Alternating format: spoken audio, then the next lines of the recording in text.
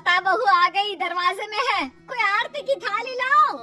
अरे गुड़िया, भाभी दरवाजे पर खड़ी है, जल्दी आओ। घर पर शादी के बाद लता की पहली विदाई थी। वो ससुराल आती है। बहू की आरती करने के लिए इतनी एक्साइटेड हो रही है या फिर बहू के साथ आए सामान की है? सब जानते हैं। अरे लालची समझ रखा है क्या? अरे घर में अगर दो सामान आ भी जाता है तो तुम्हें क्यों खुजली हो रही है? अरे कहाँ हो सब? मेरी बहू आ गई। सास थाली लेकर दरवाजे पर जाती है, जहाँ सामने एक भैंस खड़ी होती है। माँ, भाभी तो है नहीं, भैंस है। बोलो तो कर दे आरती। भैंस? भैंस कहाँ से आ गई? तभी लता आ जाती है। क्या है ना, पापा ने कहा है कि जा रही हो तो भैंस पे ले जाओ, वहाँ ससुराल में लोगों को दूध दही का फायदा हो जाएगा ना। तो ले आए हम।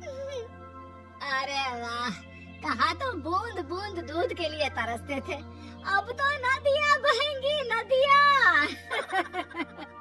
लेकिन ये भैंसिया खड़ी कहाँ होगी?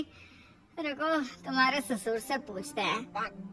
सास अंदर बैठे ससुर को आवाज देती है। आज ही सुन रहे हो? बहू का ये सामान कहाँ रखना है और ये कहाँ रहेगी?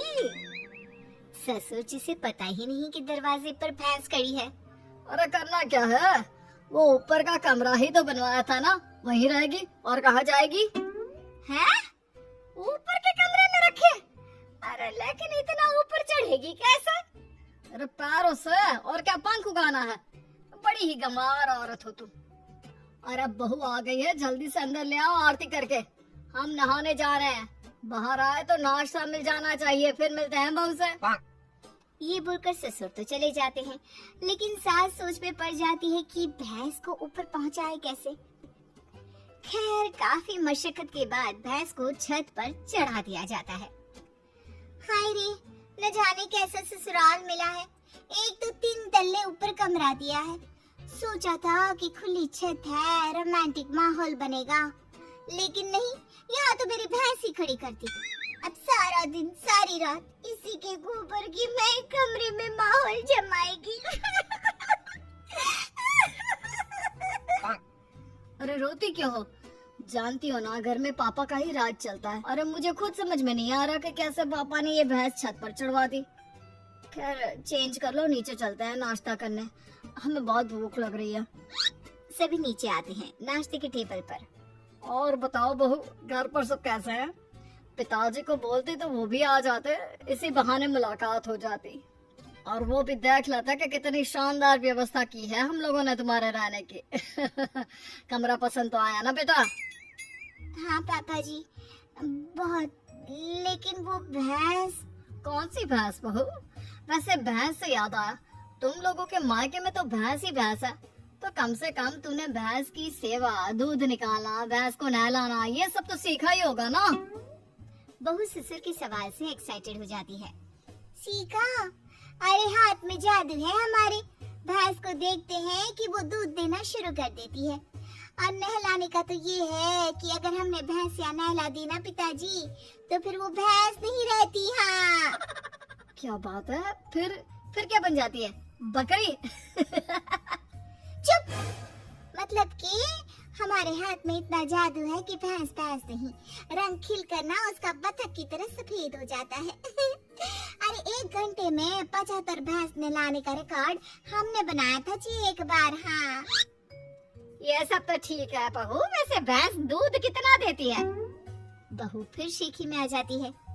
वैसे तो क्या है ना माँ जी, देती तो सिर्फ 4 किलो सुबह और 4 किलो शाम को, लेकिन जब मैं दूध निकालने बैठी हूँ ना, तो प्रेशर में 10 किलो सुबह और 10 किलो शाम को देती है।